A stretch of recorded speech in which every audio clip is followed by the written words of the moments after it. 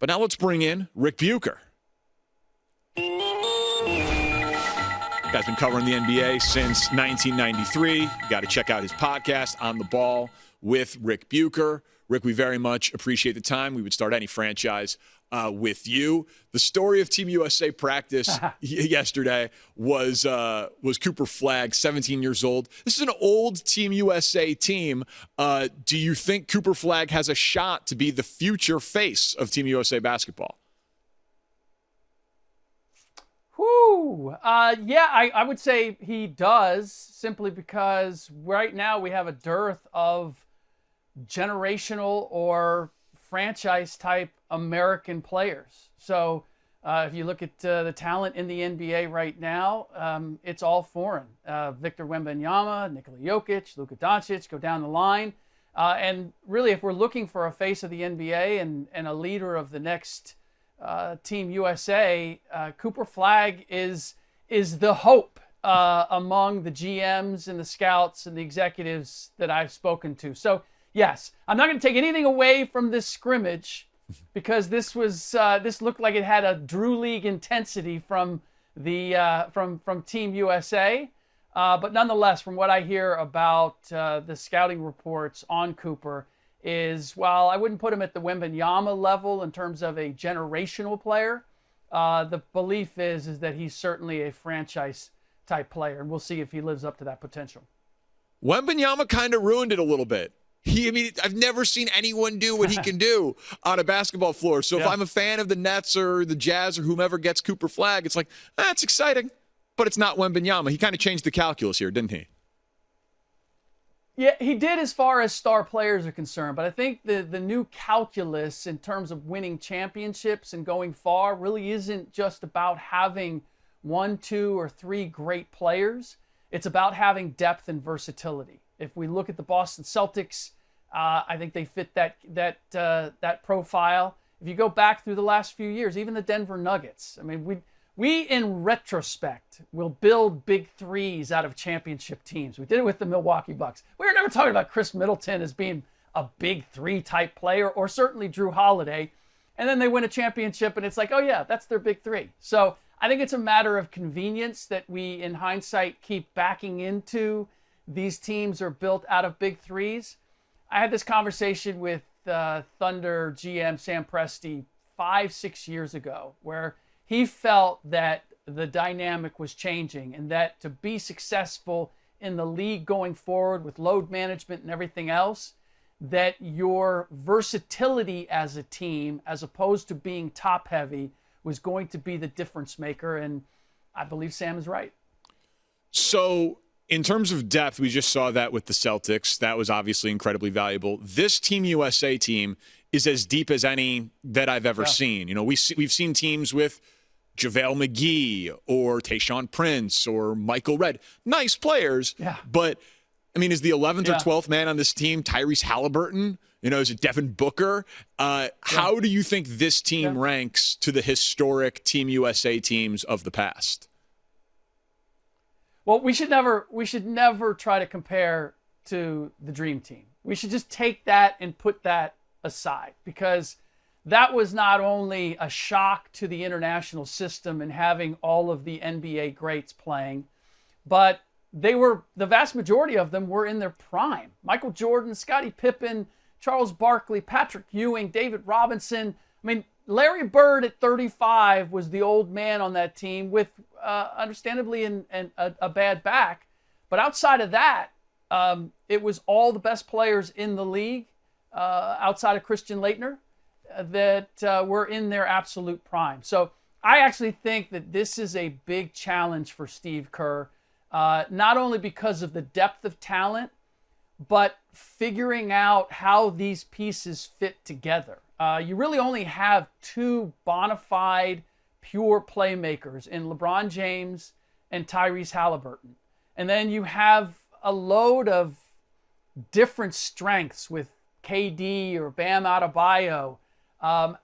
Joel Embiid has never played with this much talent. And you've got to get all this up to speed in a matter of weeks, playing against teams internationally that are no longer intimidated by Team USA.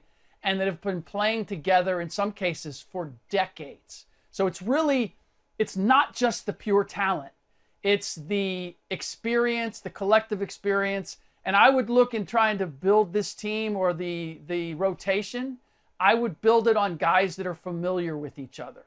Tyrese Halliburton and Anthony Edwards played together in the World Cup last summer. Drew Holiday and Jayson Tatum obviously just won a championship together. I think the familiarity among some of the pieces is going to play larger in terms of the success than simply putting the biggest and best names out on the floor. So who would your starting five be?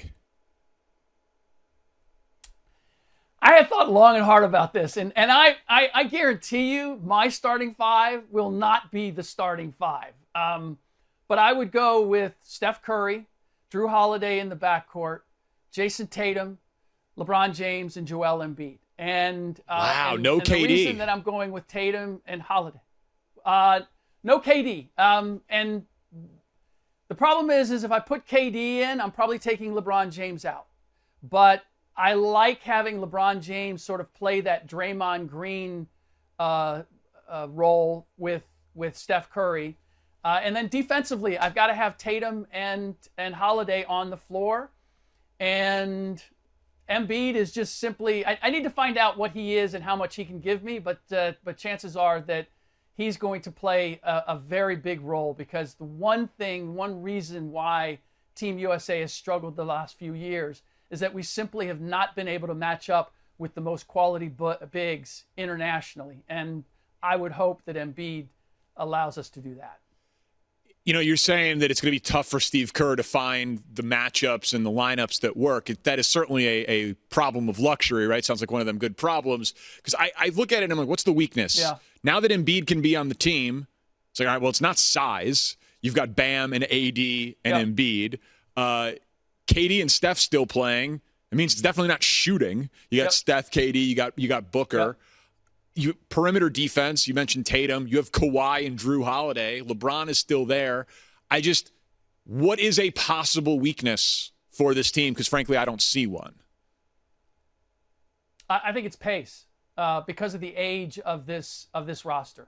If teams are going to play with pace and they move the ball and they're making LeBron James and Steph Curry and even KD move their feet in the way that international teams do and forcing us to rotate and then getting up and down, that's where I could see. And again, we have depth so that we can certainly, we don't have to play those guys heavy minutes, but the speed of the game and the familiarity, if you go back and watch the World Cup last summer, it wasn't that they had great talent.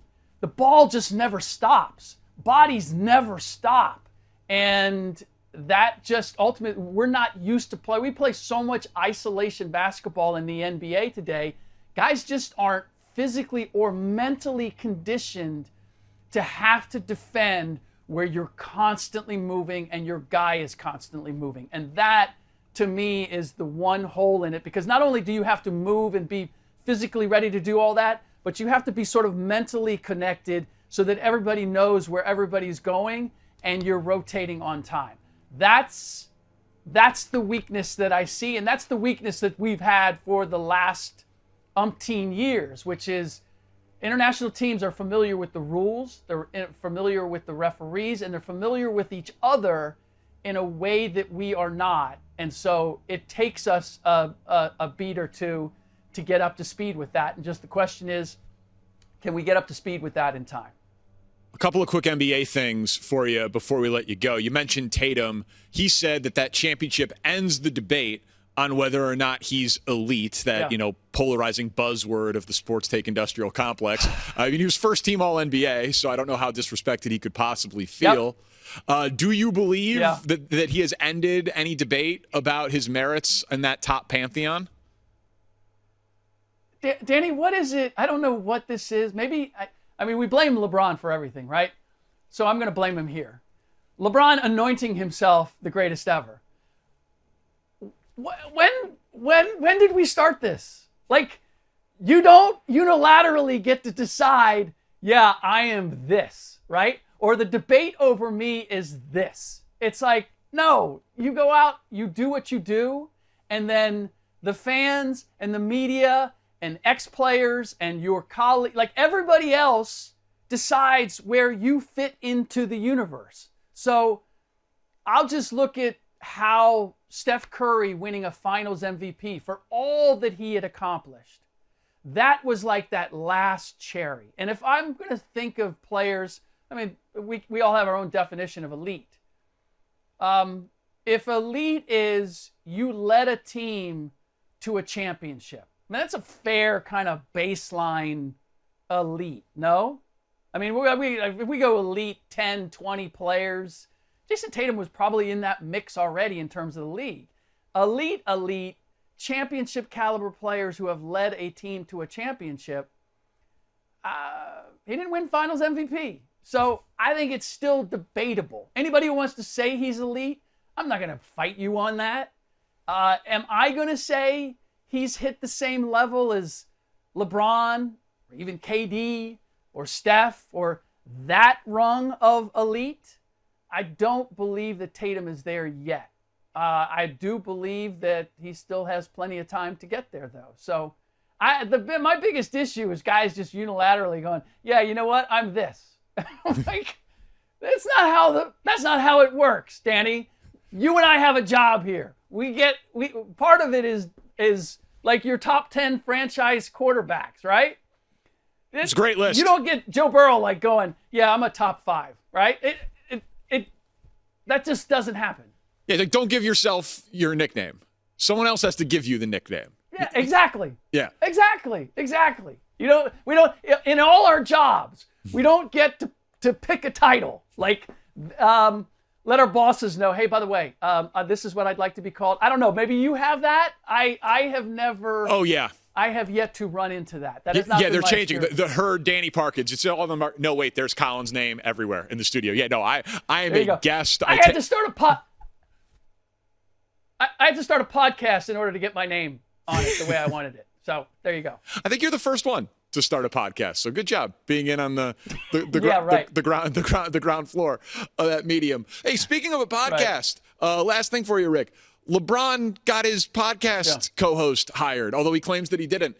And he claims that he doesn't have a ton of influence over the Lakers, but they drafted his son and his other favorite player in college basketball. Like, I got no problem with it. He's LeBron James. You got your son drafted. You got your podcast host hired, or at least tacitly acknowledge that you're cool with it.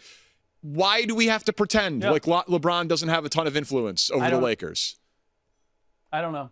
I don't. Well, I mean, the rationale for saying I didn't have anything to do with it is then you're not accountable for when it doesn't, if and when it doesn't work. But nobody believes it. But I understood. I understood. It insults all of our intelligence. And I would feel much better, and I would have no problem with it if LeBron said, yeah, I thought JJ is the guy that we should hire. Or, you know what, Brownie's going to prove you guys wrong. Or simply, I had an opportunity. Here's the real honest, I think the most honest part of it. Again, I would have absolutely no problem with it. I have no problem with it, other than like just call it the way it is, and to say, hey, I had an opportunity to set it up where I could play with my son in the NBA and be the first father-son combo, and so I went ahead and I utilized my resources and my influence to make that happen. 100%. I don't have a problem with that. And honestly, with the Lakers right now, anything that LeBron does, whatever drama it may be, I'm not measuring it on whether it gets them any closer to a championship, because I don't think they're championship material. So the only interesting thing about the Lakers is whatever LeBron happens to be doing. So I'm okay with it. Great stuff, Rick. And people absolutely should check out your podcast, On the Ball with Rick Bucher. Thank you, sir. Hi, everybody. It's me, Uncle Colin. Subscribe here to get the latest from the Herd, including exclusive behind-the-scenes videos and more, wherever you may be, however you may be watching. Thanks again for making us part of your day.